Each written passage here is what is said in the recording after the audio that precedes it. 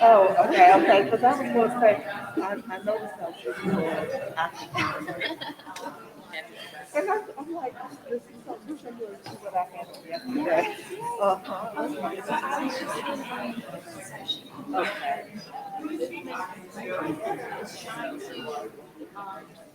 Okay.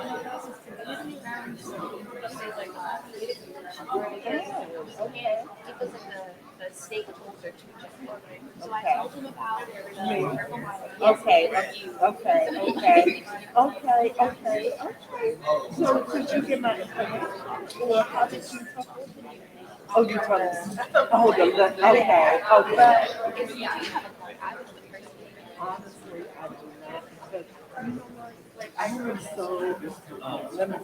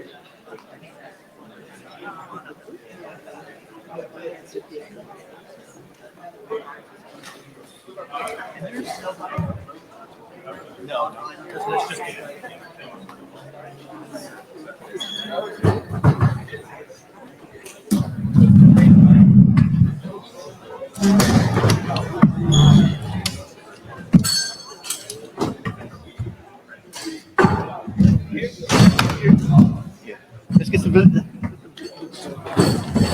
I'm trying to, I was trying to sit up front, otherwise I have a tendency to misbehave.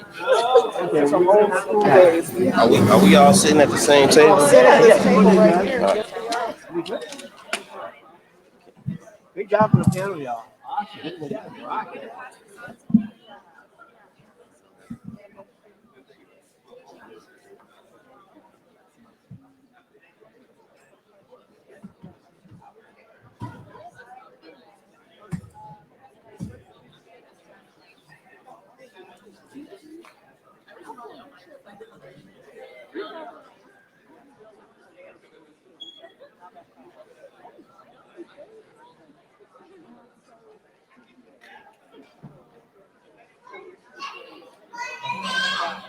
So, like I said, I'm a Montessori to tradition.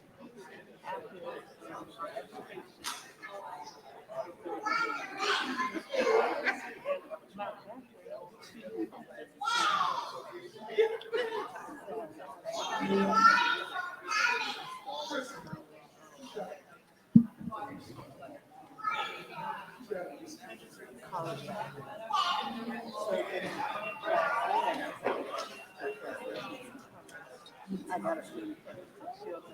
But I'm talking to you. Okay.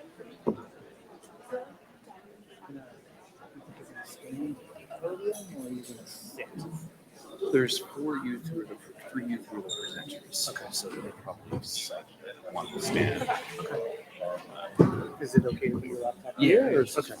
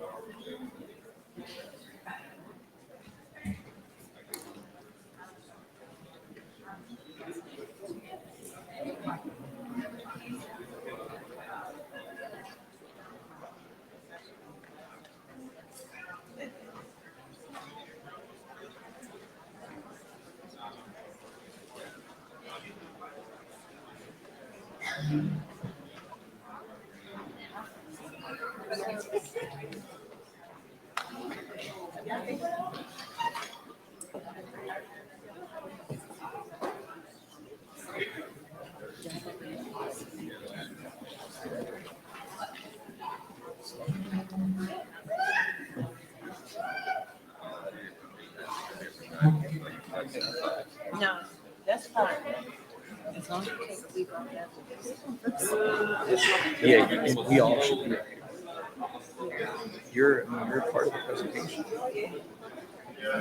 You're just a name. I mean, you and I are just we're just here and validating the whole. It's just showing the support Oh.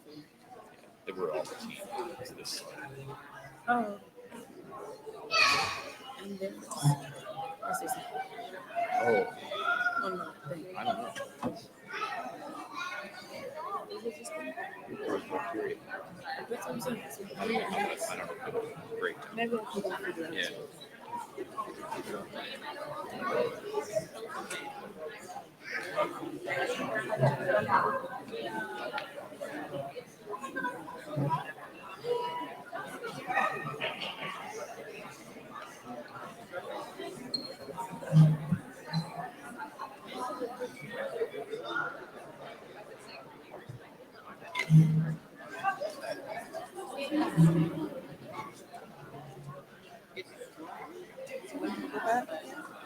Go back home?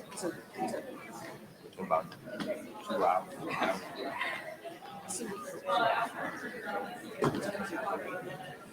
Flight's at 4. I gotta be at the airport.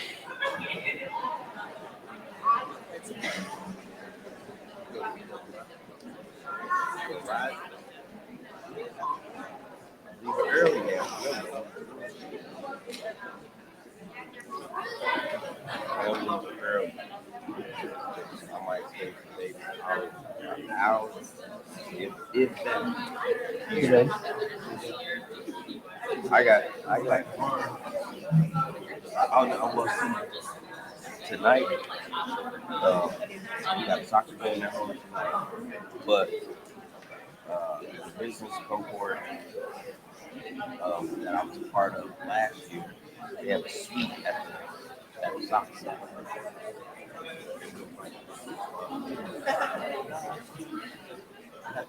In the morning, but I'll be back in time. I'm gone. Hi. Good. How are you? Yeah.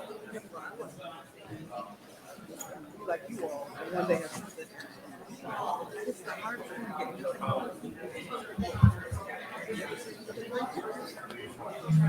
Be right back.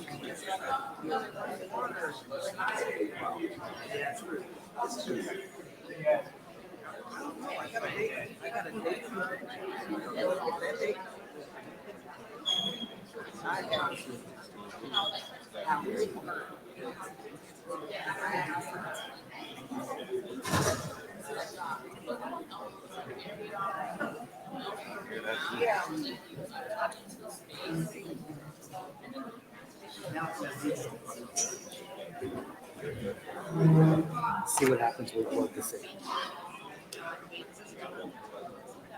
Because it is.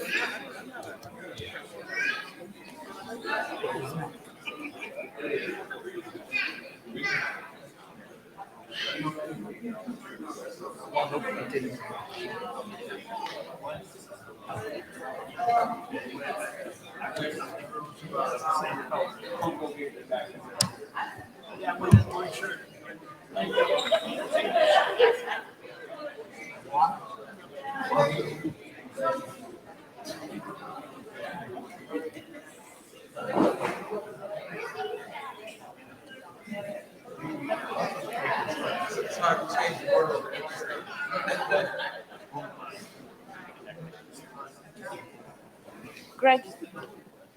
So the way it's going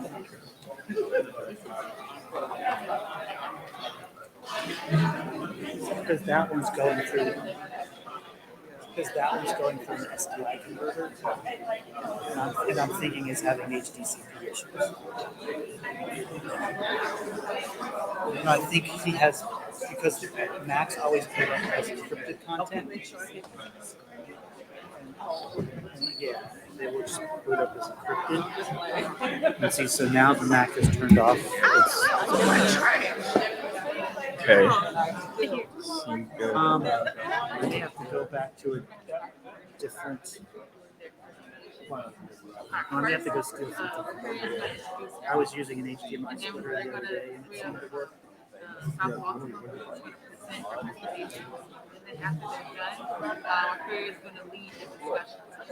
You got it, really. I got to get back to you. Oh, you got it, really. I got to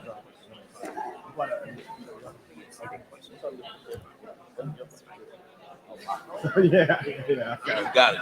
Yeah, I have all my things. So I'm gonna go straight to BW. I rent it from the airport, so I can just drop the car off and head right over. So thank you all again. It's just playing out of the I'll follow up laptop. with all of you on Monday. We have to schedule some time too, as well. Yeah, so we can talk some more. Thank you guys. This is great.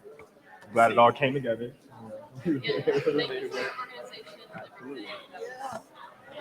output restaurant. Right, where else? Is he? Oh no, you know one of the youth. Okay. Oh yeah, no you. Radio. Okay. Yeah, this is the green tea spider. The spider that oh, this is.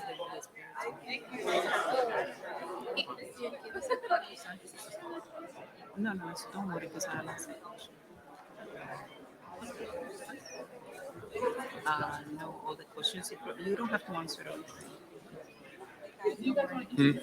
Oh, should I play it again? Here, let me introduce yourself. Yeah, let me go to another slide.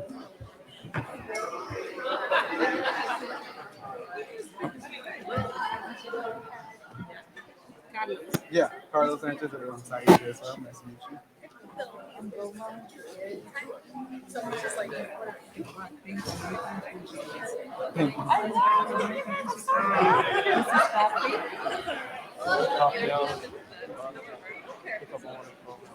Mm-hmm.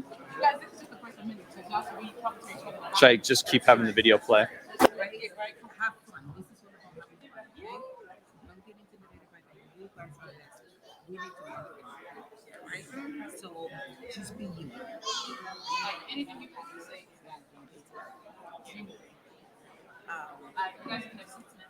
You guys, this is so good. Restaurant. I would like butter. Is this? Can I have a water? Thank you. What is it? I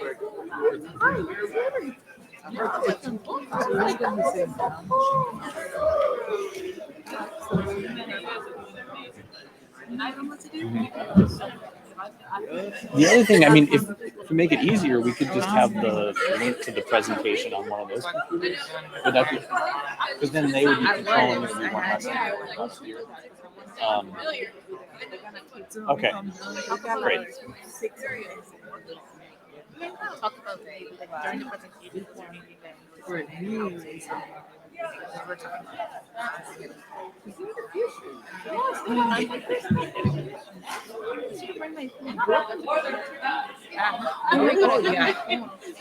Yes, we ready?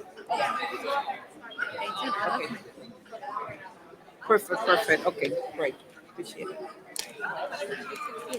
I don't want to splash anybody's computer.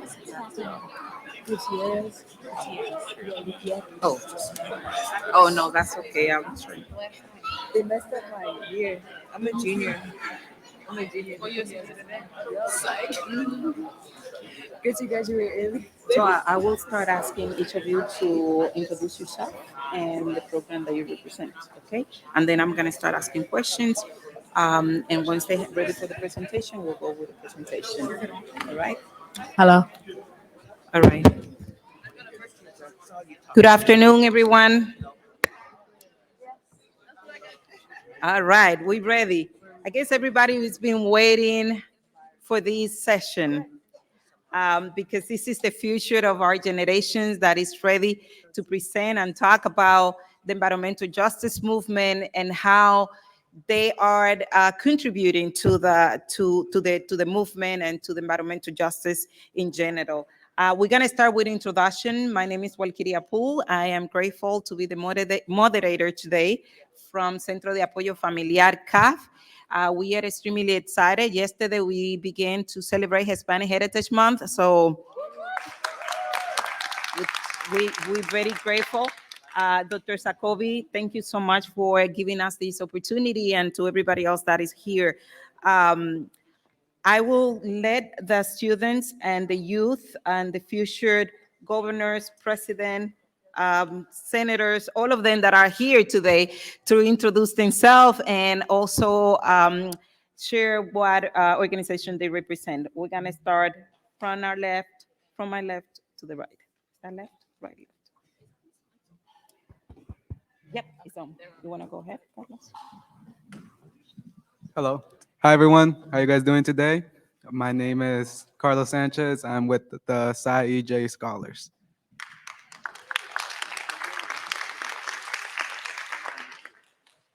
Hi everyone. Hi everyone. My name is Vilma Gutierrez, and I am from the Psi EJ Scholars as well. Hello. My name is Tasia Thompson, and I am with the site EJ Scholars. Hello. Okay. Hello, my name is Sumaira Pool. I'm part of CAF's Youth Eco Promoters Program. Hello, how's it going? My name is Rafael Poole. I'm part of the CAF Youth Eco Promoters Program.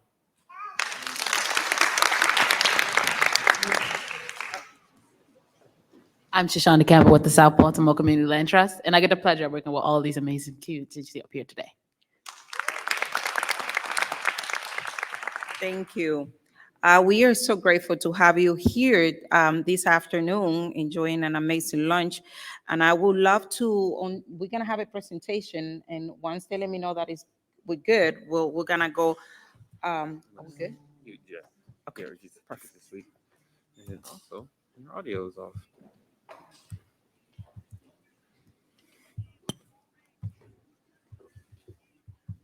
Okay, that's why. Just give me 1 second.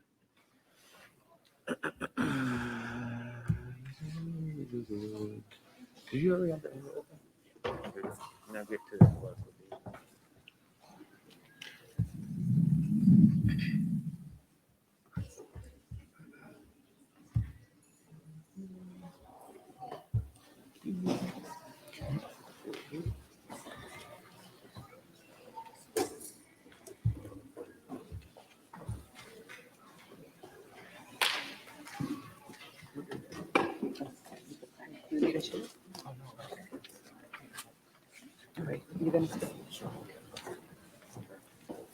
I'll do slides for you.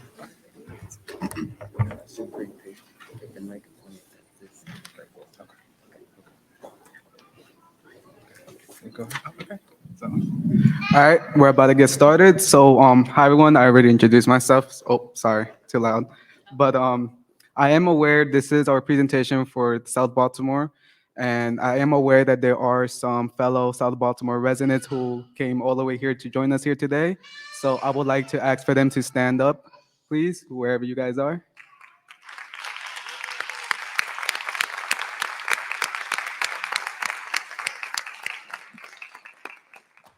Want to acknowledge them for coming out here and traveling to hear us talk.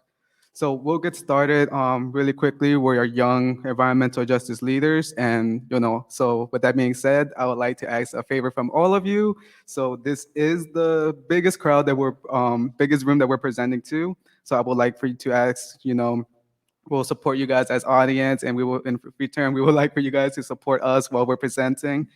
And yeah, thank you. So, yeah, we are, because at the end of the day, we are in this together, and for this movement, we need the help from each other to succeed. So, this is our presentation, we are like we mentioned, the Summer Youth Environmental Justice Scholars. Don't mind the title, we got to change it. But because we started in the summer, but our work is still ongoing and there's a lot to do. And we are in collaboration with the South Baltimore Community Land Trust and the Charm Center, which brings scientific expertise to support communities' concerns. And our presentation title is Reviving Our Communities, Our Neighborhoods After 100 Years of Poisoning. And hopefully at the end of the presentation, you'll understand why we chose this title and the significance behind it. So next slide, please. So this is the team. We came together from different backgrounds, different knowledge, and bringing different skills to the table. From our youth side, we have myself, we have Velma. Hi, I am from the Brooklyn community. Hi, I'm Tasia. I am originally from Cherry Hill, right next to Incinerator, but I moved closer to be to CSX Co-Terminal. And I forgot to mention, but I'm from Lakeland, and we're all South Baltimore communities. And we also are joined by different partners from our South Baltimore Community Land Trust side. We have Dr. Manley Thomas, Greg Saltel, and Shoshana Campbell, amazing supporters in this work that we've been doing, as well as our wonderful academic partners, Dr. Chris and Dr. Chris Henney, Dr. Nicole Fabricant, and Maddie. So can we just get a round of applause for them as well, please?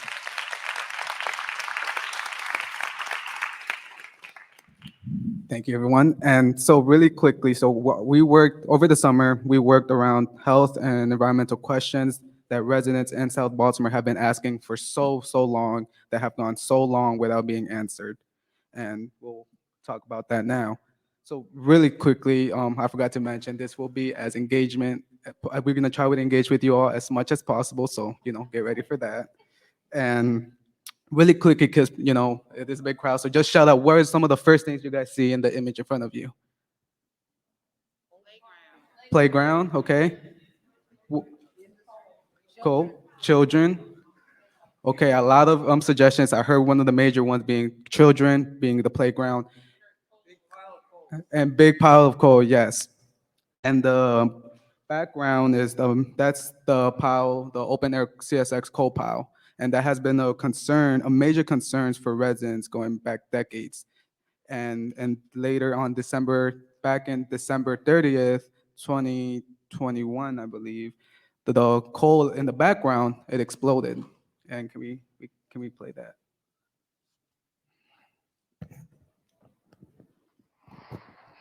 And take a look at this new footage of yesterday's explosion in South Baltimore. The video was given to WJZ by Howard Rosenberg, who owns a business a little more than a mile away from the facility. You can see the initial blast and then a mushroom cloud followed by dark black smoke. Fortunately, no one was hurt. The cause is still under investigation. So pretty terrifying, isn't that? Right? And you guys remember in the image before, there was kids playing, right? So now seeing that image and seeing how close it was, what happened, and realizing that there's kids playing there and residents living there, what are some initial reactions, or what are some initial things that come to mind?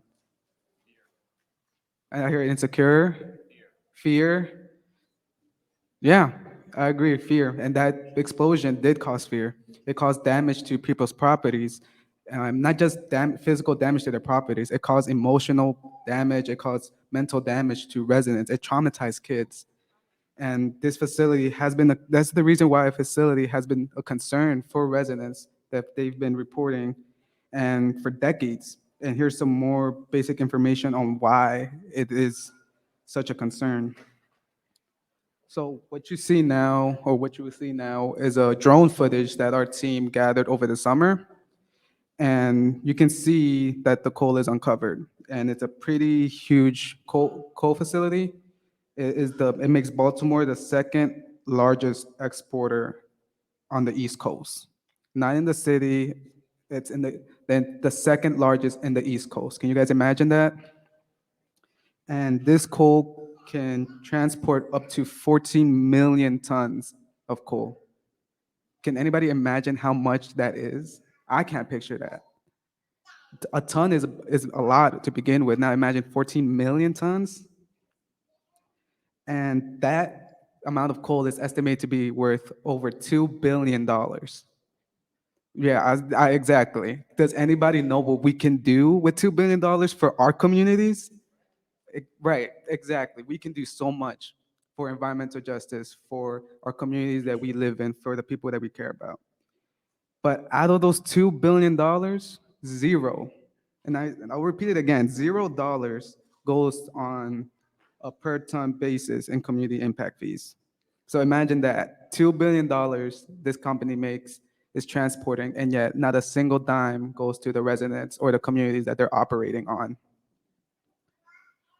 And as you saw in the video, if it's still playing, yes, none of the terminal itself nor the train tracks are required to be covered. It's open air.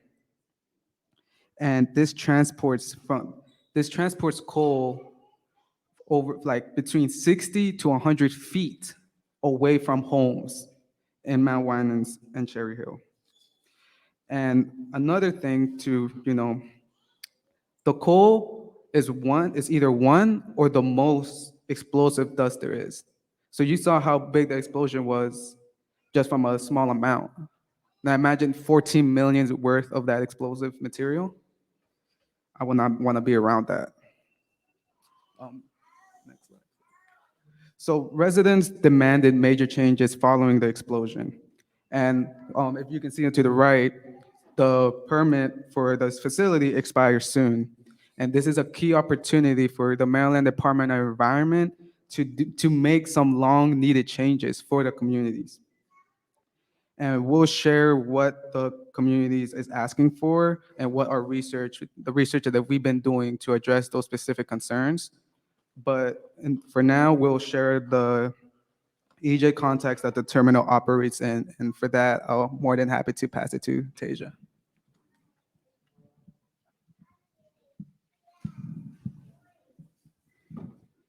Okay. Everybody can hear me? Okay. So this map that you see is the map of redlining of South Baltimore made in 1937. This map was made by officials. It was a choice. We all know that choices have consequences. One of these consequences is that it contributes to all the polluting industries that we live next to. But you can only see so much from this map, so we want to figure out what it looks like from the ground. So this was 100 years later after the map you just recently seen. This house was last standing until 2011 when the city of Baltimore demolished it. This house is also from one of the redlining communities called Fairfield. From the map you seen earlier, Fairfield is one of the communities that was inside of the industry polluting facilities that was red.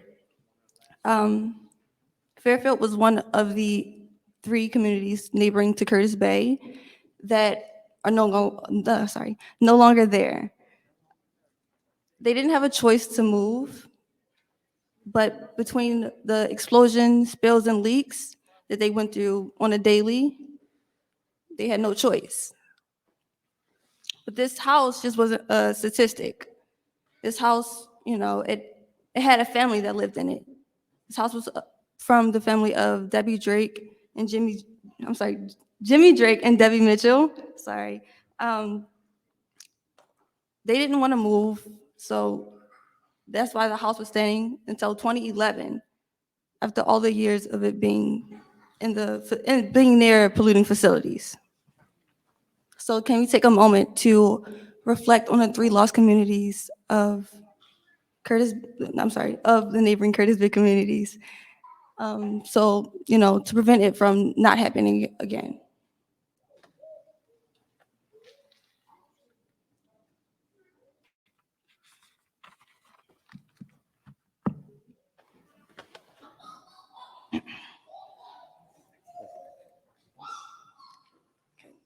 So thank you for your moment of silence to reflect on the lost communities of South Baltimore. But this is a map from the EPA, Environmental Protection Agency. It shows that Curtis Bay is in a 99th percentile nationwide, living near and in the most dangerous facilities required to have a risk management plan. The map shows about 70 to 100 facilities in and around the neighborhood. Now I'll pass it on to Carlos. Yeah, can you guys imagine that? One polluting industry is a lot. Now imagine 70 to 100 times that. Having so many polluting industries adds up to a major health burden. In this chart, you can see that we have 38 different sources of particulate matter. Particulate matter is known to cause cancer and early death. Particulate matter comes in different sizes, and that it's really dangerous because they can be small enough for you to breathe in, but big enough that it gets stuck in our lungs and it will build up over time. CSX, though, you guys remember the image I showed you guys earlier, the big open pile of coal? Yeah, I see some head nods. That terminal that we showed you earlier is one of the 38 sources of particulate matter pollution in South Baltimore.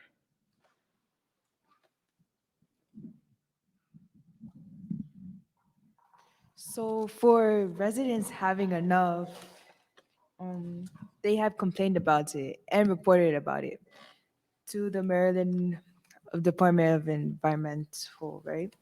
Yeah. So, for example, residents created a petition 10 years ago for to MDE, and they wanted MDE to protect them from the dark dust, which we believe is coal dust, that is getting inside and outside residents' homes. The next slide, please. So as we see in the pictures here, with the car, it was after the CSX explosion. So if you can't read the car, it says, "I survived the coal blast." And on the other picture, as we can see, is a woman's face. And the black thing on her face is coal dust. And now we are going to hear what a resident has to say about her daily living right across the CSX coal terminal. I've lived in Curtis Bay my whole life, and this is what we're dealing with now because of the cold thing. You can see all this stuff just is so caked on. Look, and we're just breathing it all in. It doesn't matter. You clean it, and it's wet before it even dries. It's black again. Like, yeah, I mean, we're breathing all this stuff in, and it's like, I know a lot of people that they're all dying from cancer. They've all been born and raised right here in Brooklyn and Curtis Bay. Look, it doesn't matter how much you clean it. It's dusty before you even, it dries everywhere. Like there, I mean, look, it just falls off. Look at that. Like really, one little white, that ain't no pushing, that's no nothing. Look, steady handed. You know what I mean? It's terrible. It really is. Look. It's from the coal mines over there, whatever, that's been here for years. Like, the kids run around and they have sweat coming down their face, and it's just big, giant beads of of black dust just everywhere. You know what I mean? So if they're sweating it, we're breathing it in, like it's not any good. It's not. I mean, it's disgusting. No matter how, like on the outside or the inside, it just, I'm sorry, it just was a big old thing. I mean, and that's just, so it's terrible. So, as we heard in the video about the residents' perspective, now we are going to hear what the head of MDE has to say about the CSX coal terminal being in the community. But yeah, I just want to clarify, we know it's coal dust. You can't deny that. There's trains. I mean, just me trying to get here, I couldn't even get here because of a train. Right, I was stuck in the. Yeah, I was all trying to get here a little earlier, but my point is, it's, you have to be blind not to see what's going on in this community. And not to see what the pollution in the air in terms of, from the cold and everything that's going on. It's a problem. We're not blind. And again, no more rhetoric. It's, you all are tired of hearing us talk. We are going to make some things happen. So, as we heard in the video, she says that we are going to make something happen. There, she is ready for action. But clearly, the residents have defined what that action needs to be.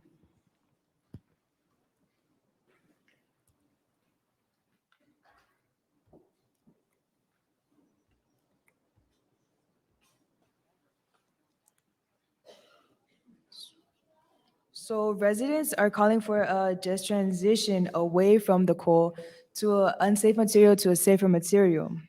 So the first one is we want full enclosure of the terminal to be fully enclosed to stop the dust and to open the coal terminal. And the second one is enforceable limits to be set to the is to be set for the terminal and for the pollution from the terminal. And then the third one is to have per ton community mitigation fees to be established to go to the community and address health and quality of life damages. So what we heard from Carlos, as he said, how much can the coal export, which is 14 million tons of coal, and how much is the coal actually worth is $2 billion. So from that, the community gets nothing. All we do is get sick from the toxicating fumes that we breathe in.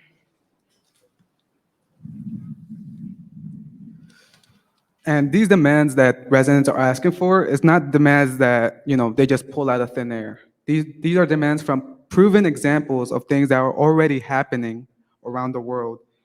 Phasing out coal, full enclosure of the terminal, per ton fees. For example, if I can, let me just take this with me.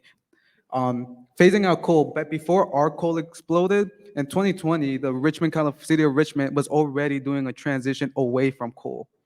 And in places like Chicago and Illinois, there's already full enclosure of coal terminals after community residents were concerned about coal dust going into their communities. And there's already a wide range of polluting industries that already pay a per ton mitigation fees to their communities. And the study shows um, that the health and environmental cost for a per ton of coal is roughly around $182. And yet none is, I think again, like we mentioned, not a single dime is going to communities. So now it's time to get to the real fun stuff. You guys now know the what residents are calling for, why they're calling for it, and the concerns. So now we'll talk about the work that we've been doing, our research, and the three major questions that our team came up with to answer in correlation to what residents were asking for. And those three major questions being is one, is there's coal dust getting into communities outside of the terminal and the train tracks? At what distances can we detect coal dust from the train tracks and the terminal? And the last one being, at what rate is it accumulating? How often is it going outside the terminal and the train tracks into the surrounding neighborhoods? And for that, I'll pass it back on to Velma.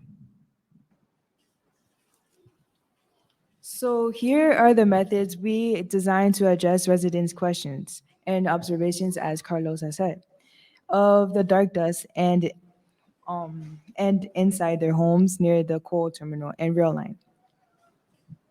So this is the first um, observations that we did was the tape strips. So what the tape strips are for is to see how much dust accumulates over time. And what we have done was we did it for a span of 2 weeks. And over the span of 2 weeks, we have collected the pallets of wood, which was that we had double-sided tape, and we put it on a piece of plywood and to see if it actually accumulates. So we did that in a span of 2 weeks so that It was day 3, day 7, day 10, and 14 when we collected them. So now I'm gonna pass out to Tasia. Okay. So similar to tape strips, we use another method called tape lifts. Tape lifts, on the other hand, worked as to show the clear image of what the dark dust is. So by doing that, we use the same locations that we use for the tape strips. I'm sorry, the tape strips, and we determined to see how much coal or dark dust was getting inside people's homes and on the outside of their homes. So you might be wondering, how did we actually see what the dark dust is? We didn't use it. We sent it off to a scientist in California to use a electronic microscope to get a better, clear image of what exactly are we seeing. So in the kind of weird black and white picture that you see, that would be a better of a clear picture of what we actually see in our houses. Pass it on to Carlos. Thank you guys for that, for explaining the method. So now we'll talk about so this is a visual representation of the path that the CXX rail line takes, and that goes through each of the South Baltimore communities on its way to the terminal in Curtis Bay. And for the locations of where we conduct our research, we did our first round was at locations in Lakeland, Mount Winans, and Curtis Bay.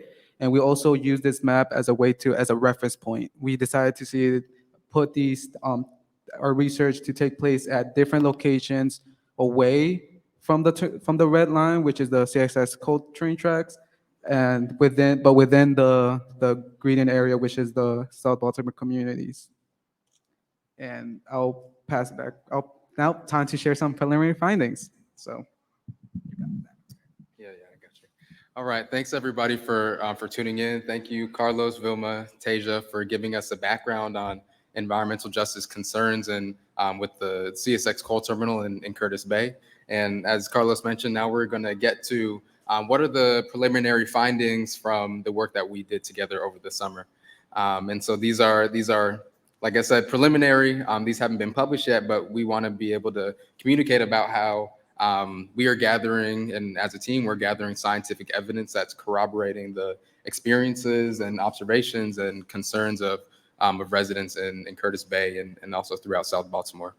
So let's get started with looking at the tape strips. So the method that Vilma told us about, which is where we were leaving adhesive strips of tape out in the community for a certain time period, and then so that we can see, one, how far there's this dark dust, this putative or possible coal dust that's collecting in the community, and how far away from the coal terminal from coal carrying trains that this dust is collecting, and then also how quickly is that collection happening.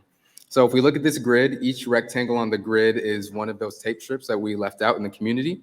And as you go from left to right on the grid, you're getting further away from the coal terminal. And then as you go top to bottom, this corresponds with how long the tape strips were left out in the exposed to accumulate dust in the community. And so what we can see is that there's accumulation. If we're looking at these two residential columns on the far right, we can see that there's this accumulation of dark dust, and it might be a little bit hard to see on the screen, but there's accumulation of dark dust even after or as soon as 3 days of leaving these tape strips out in the community. And so this is getting to this first question of is there some accumulation of dark dust in the community? How far is it happening? And then how quickly does this accumulation occur? And so this is kind of the first step. Then we moved on to actually taking these tape strips and getting a closer look of about what's actually collecting on them. So we use these light microscopes, things that you might find in your high school, everyday high school classroom, middle school classrooms, to actually look at the dust. And so on the left, in the image on the left, this is a microscope image of coal from the CSX coal terminal. And so this was a composite sample of coal that we received from the coal terminal. And then we were able to compare this sample of coal under this light microscope two samples of dark dust, of likely coal dust that we collected with our tape strip method in the community. And you can see just the the very clear similarities between the material that we have directly from the coal terminal and also and what we collected in the community. You can see these kind of this angular,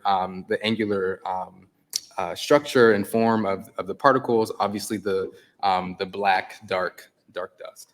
And so this is the image on the right is from a location that's near the coal terminal. So let's move a little bit further away. At a residence home about 5 blocks away from the coal terminal, we can still see the accumulation of this dark dust. And what we're seeing on the right is accumulation after just a week of being out in the community.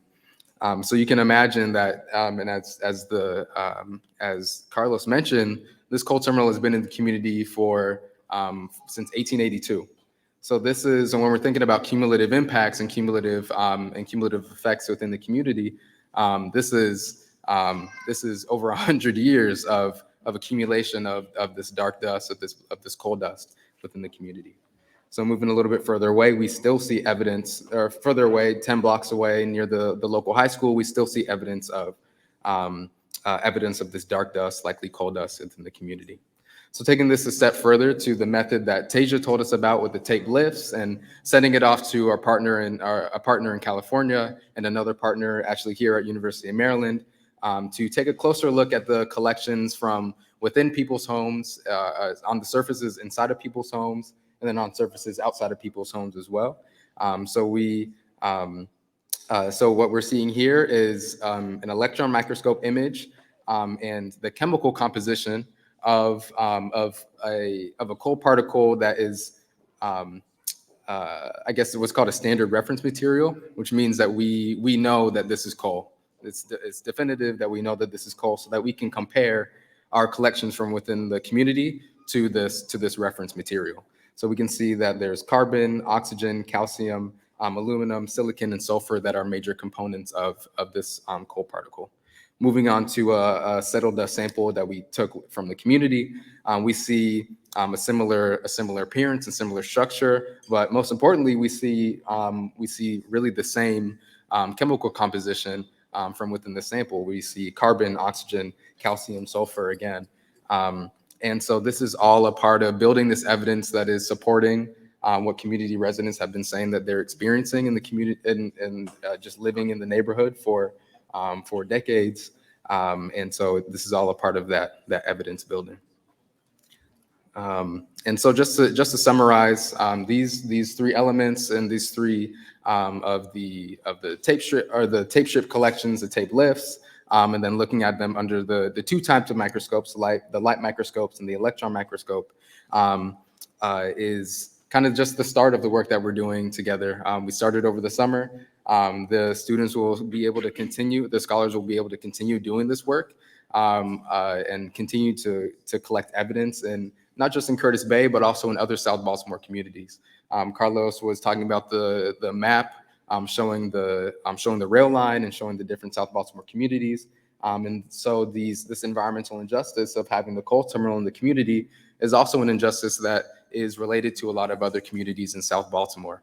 And so we want to make sure that these tools and that this evidence building is also going to be accessible and engaging of the communities that are also affected by this injustice. And so in interest of time, I'll skip over these, but there's, I guess to sum things up, there's more work that's going on. Let's put our hands together for this amazing group. They have definitely spent a summer that it's been very impactful. And if this is what they're doing now, imagine what's going to happen 10 years from now. So I'm extremely excited and grateful for the work this youth has been doing. We're going to take questions from the audience. And before that, we're going to have the eco promoters. This team met together throughout the summer as well. There was 12 kids that had the opportunity to also work on the environmental justice work. We're gonna let Sumara and Rafael just share a little bit of what their experience was, and then I wanna make sure that we can ask one or two questions from the audience before we finish it up.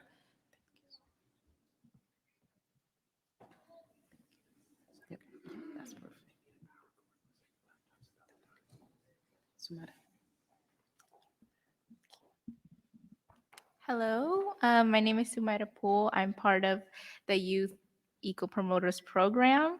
It's an honor to be here alongside, everybody and everyone who's really making, an impact on the environment. A little bit about our program. We are a group of around 10 kids who are basically working to spread awareness on environmental justice to other youth alike. And during the summer, we have been working on a couple of projects, including our book, Evan's Impact, as well as we had to make a presentation, and we also gave it to a home buyer seminar as well. So it's been a very interesting summer, to say the least. A little bit about our book, Evan's Impact. The story behind it is a bit interesting because at first we didn't know what we were going to have the character be about.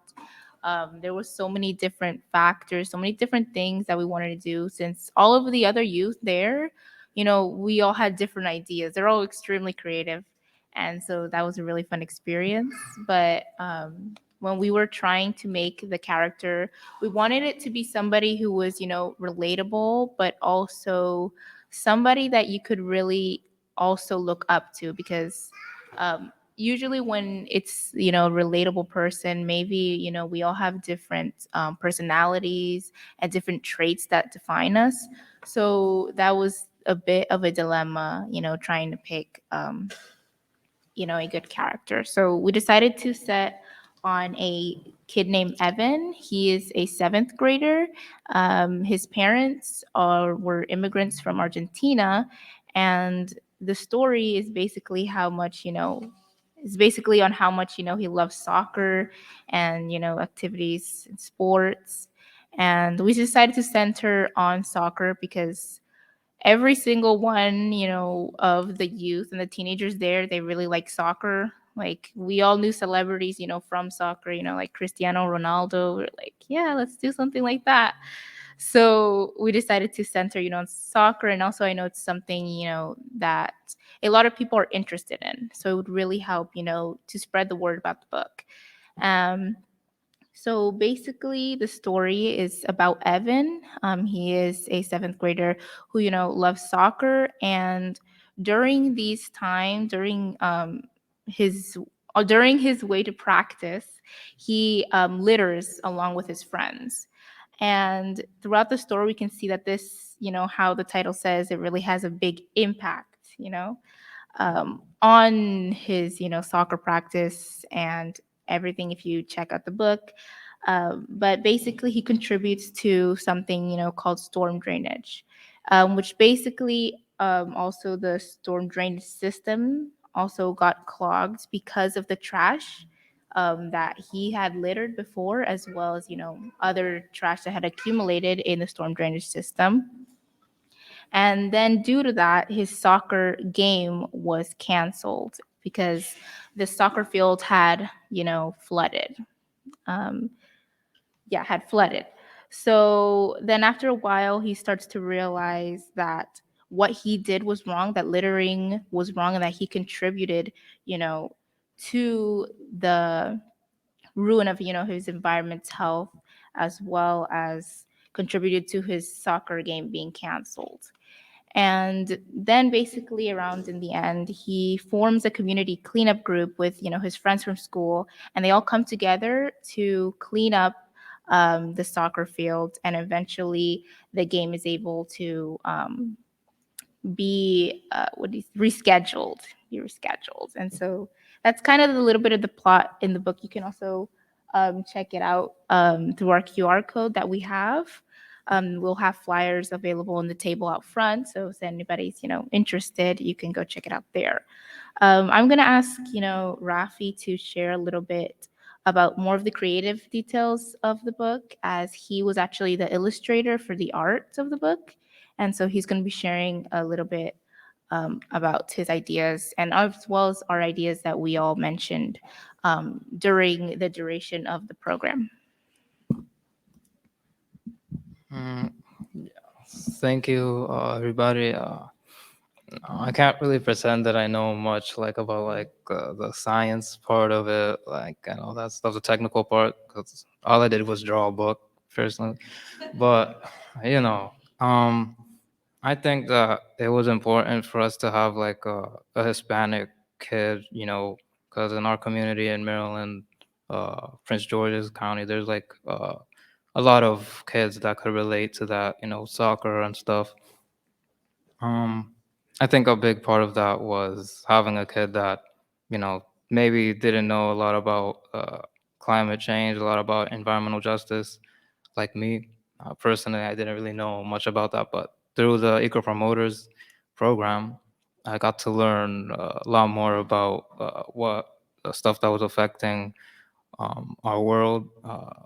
And I think that, you know, I think that it was important for us to show that, like, no matter how small you are, no matter like what race you are, no matter like what gender, what political spectrum, like I think that is important for us to, take care of our Earth, because there's only one Earth, right? We have to protect it.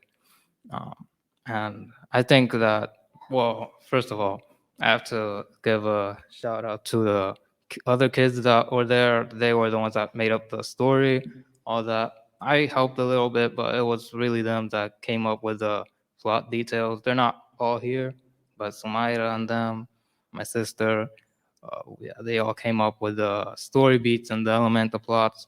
Uh, I put the, you know, my little twist on it creatively, but yeah, pretty much that was what we did. And yeah, I think that we're all here for a purpose. I think that it's to protect our Earth. I think that it's to take care of this world that we live in. Yeah. Thank you. Thank you so much, Rafi and Sumara. Um, as, thank you. As you can see, the kids, the youth, they were really busy. Some in research, another one in writing a book. You can get the QR code there, and they actually publish it in Amazon, so you can purchase. They want to start doing some environmental justice in Latin American, so they're gonna be doing some fundraising throughout the year, and so we are, as adults, we're so very proud. Chachanda and I were just saying, wow, we let them think, we let them do, and they delivered. So we are extremely grateful for that and for everyone who supported them. I want to take two questions. We are behind schedule, but I know we can squeeze 2 more minutes to the group. Yes, we have a question. Hello, my name is Shakita Battle, and my company is B Vision. I'm just a company here in Maryland, and I have to say, you all have done a phenomenal job. Phenomenal job. Thank you for your hard work, and you represented your generation extremely well today. And so I'm jumping to my question because of time's sake. Great job on the book. I think it's a great idea. Yesterday, Sylvia in the presentation said that the system is already made. All we have to do is work that system so that we can efficiently use our time and resources. So my question to you today is targeting more towards the CSX research that you've done.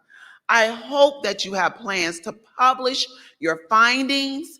And so my question is, along what the conference has been talking about unlikely partnerships, how it strengthens the voice and make our fight stronger or make the mission stronger. I wanted to know, have you considered some of these unlikely partnerships so that it can get in front of the right audience such as the governor for us, and then the president, like Sylvia was saying, that is what they did in Michigan. It was that hard for them. So for us, I think this is worthy of the fight, and I hope that your voice is heard. So I wanted to know about the unlikely partnerships you may have considered. Thank you. Thank you. Absolutely. Great question. Do you want to answer that question? Yeah, great question. So when it comes to publishing our results, once we do gather everything, we would do collect all of our data. We are working on publishing those findings, as well as creating a collaborative report with the Maryland Department of Environment. We had a video, but we didn't have that much time to show it, of us presenting the same presentation to them and talking about like what's our finding, what the community is asking for, and our work with MDEs to make sure that they uphold what residents are asking for and calling for. And by the way, I have to say, we are committed to continue to work with the youth throughout this. It's not going to be a final, and Nick is here, and Chris is here, and Dr. Wilson. We're going to keep working together to push this to in front of the right people and really make changes and see impact. So I'm so grateful for your questions, and thank you for the answer. One more, and then we'll finish it. Oh, there was, yeah, two more. So one here and one here. Yeah. Thank you, Dr. Wilson. So with that deadline coming up on September 30th in just a couple of weeks with MDE and the coal permit, what could people who are in this room right now do to support the demands to change that permit?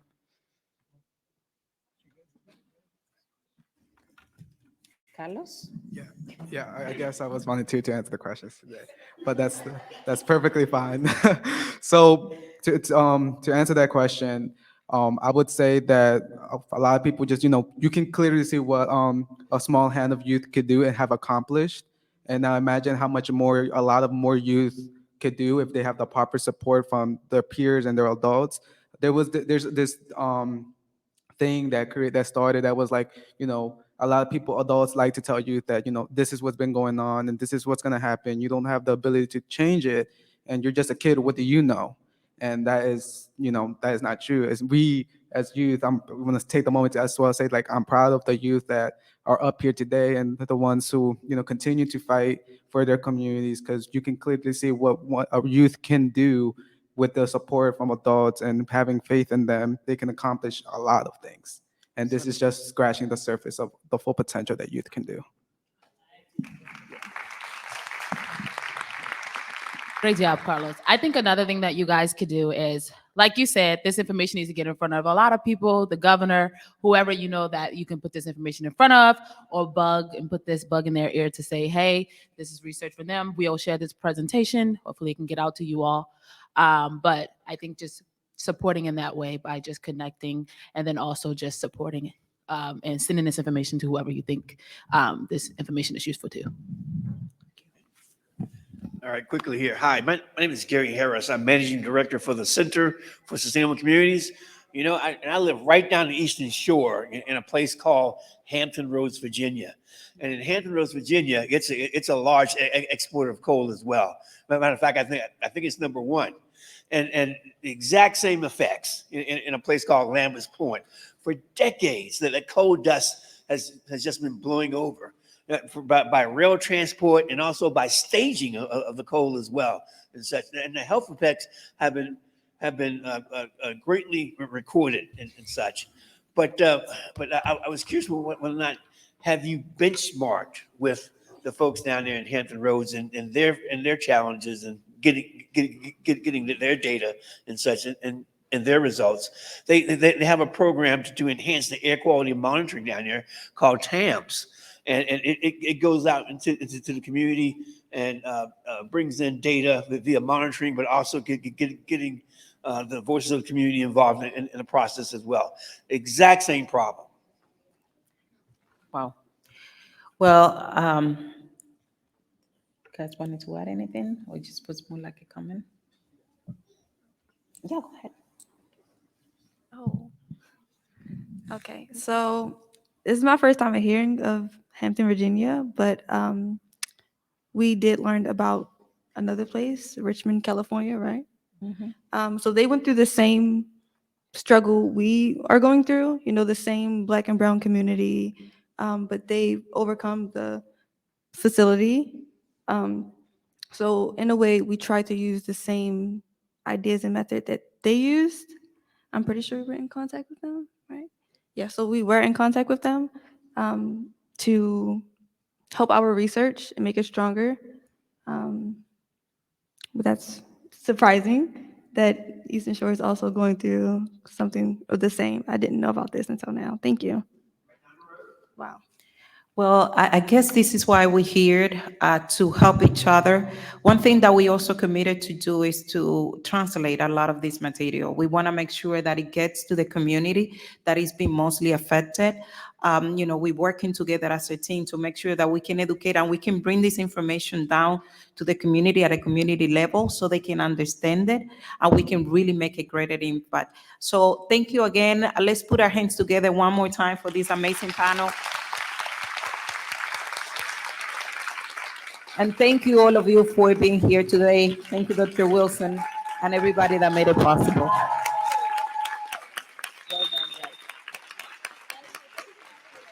Well done.